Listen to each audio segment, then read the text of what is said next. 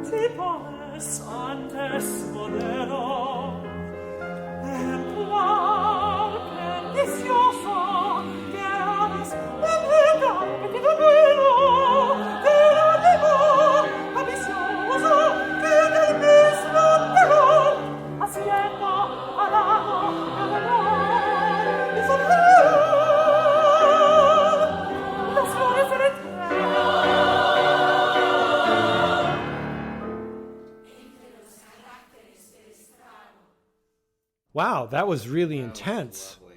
It was. That was It really great. I beautiful. love the second Really part enjoyed it. especially. Again, a unique voice. Yes, yes, yes. I'm excited, and the story is really interesting. It's a woman who is a poet who then gets persecuted for. By the Inquisition, of course, So you Again. love that part. to celebrate Sor Juana's life and her work. Yeah. Right. Yeah. Peter Crozier. He's the composer who wrote the other Sor Juana. Yes. Oh, right. okay. Yes. Yeah, it's very evocative. It is a very evocative score. This is the most opera-sounding thing we've heard. Right. But I love the interplay of the countertenor with the chorus. That was That was the second section. Yeah, I don't think I've ever heard that dynamic before between a solo countertenor and a chorus. That was really, really unique. Wonderful. Let's move to our next piece. So I know, Greg, I know you did some research as well. We're going to move on to Dell'Arte. Cool. First of all, I think a good jumping off point is to say that Dell'Arte for the 2020 season is still working with the artists they contracted and they have an artist relief fund. So let's all give them a round of applause. Their whole raison d'etre is to prepare artists, give them the training.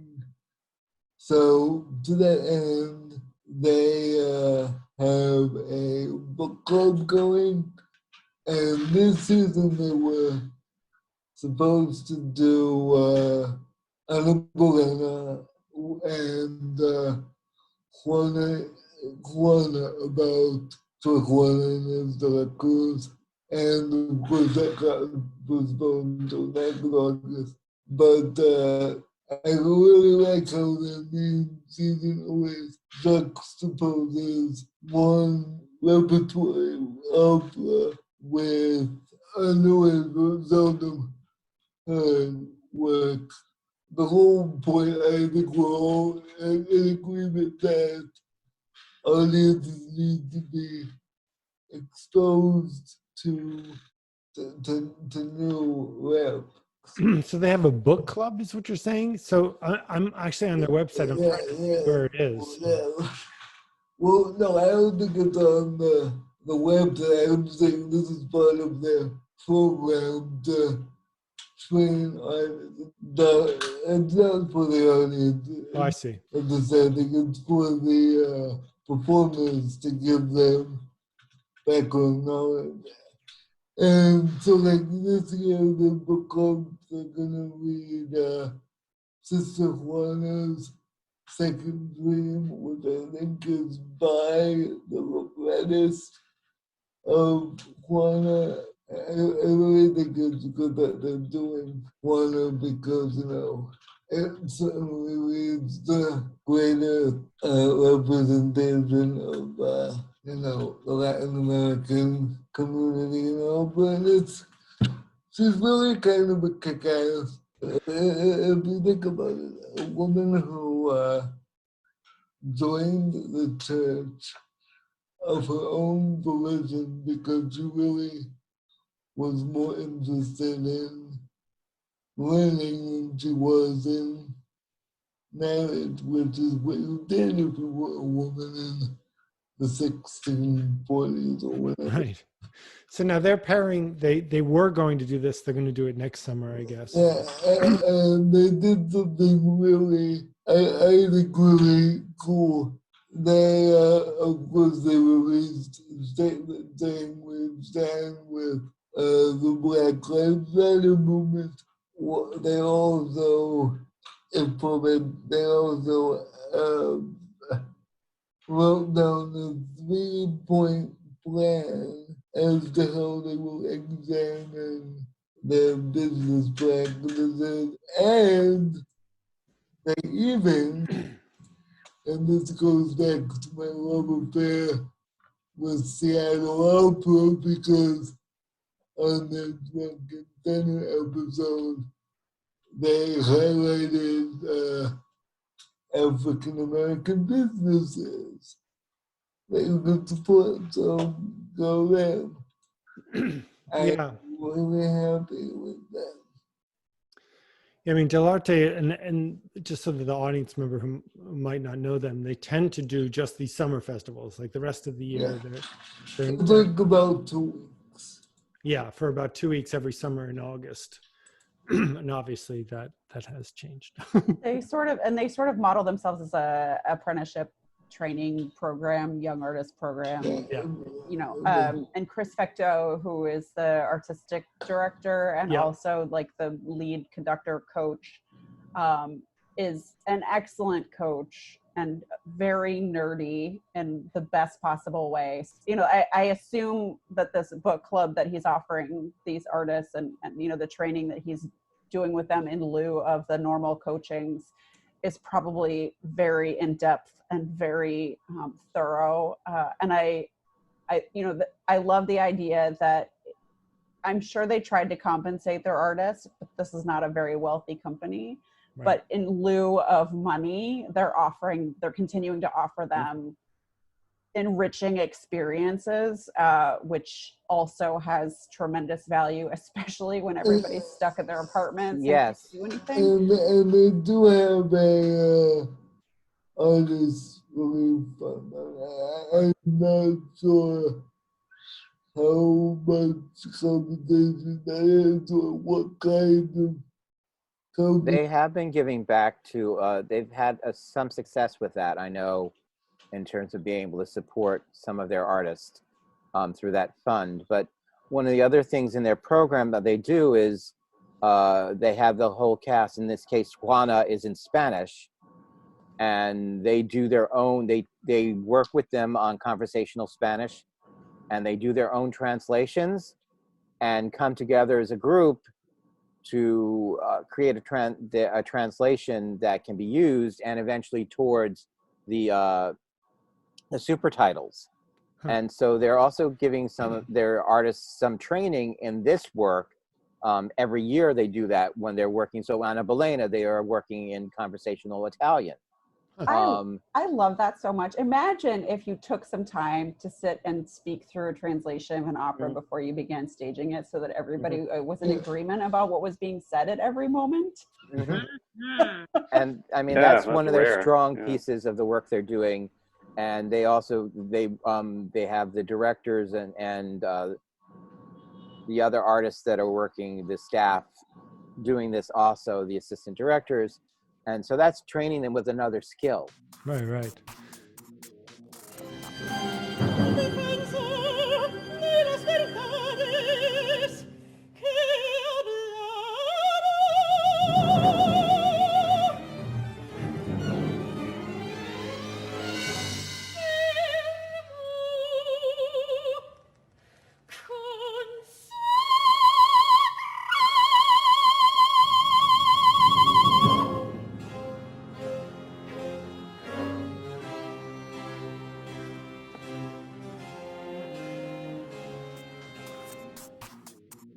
Yet, but I was really looking forward to Juana.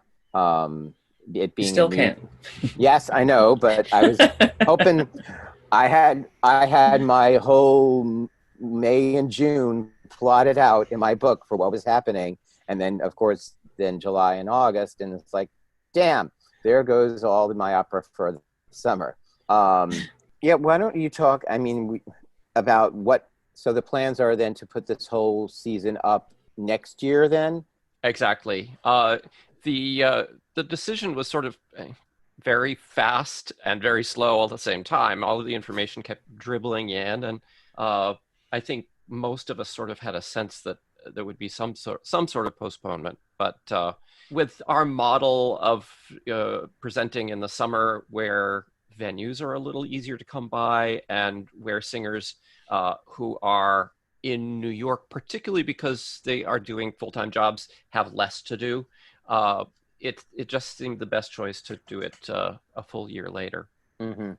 And at that point, I think the notes are that you're going to try to extend it to a full month. Right. We're kind of looking to see what kind of programming we might add.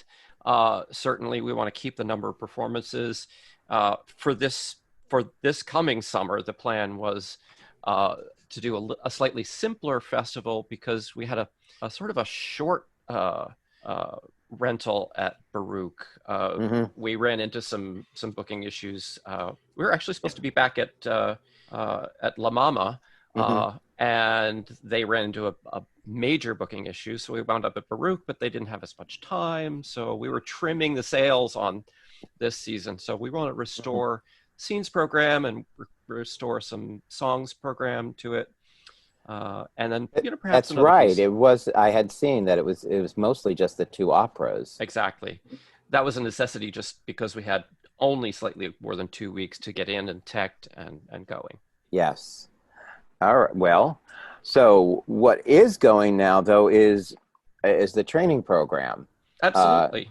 And how fast was that turnover to switch it from what would have been a whole number of, and how many people were in the program? There's, I think 42 or 43 this year. A few are in both pieces, but most people are in one or the other. Some of the things were fairly easy. In fact, one of the first components of the program each year is an online translation project that each person contributes their own translations to what we call a wiki translation in a great big spreadsheet. And staff comments and guides and goes through some, it sort of happens in conjunction with some of the Italian classes and some of the Spanish work that we do with Lucy and Pablo. And over the course of a month or 5 or 6 weeks, each of the cast members gets to see the piece sort of appear in translation in front of them as a group project. So that was natural. That happens anyway. Initial coachings that are mostly text work were not effective because those kind of things aren't so bad on Zoom or Google Hangouts or FaceTime, whatever. We are starting to do some vocal coaching.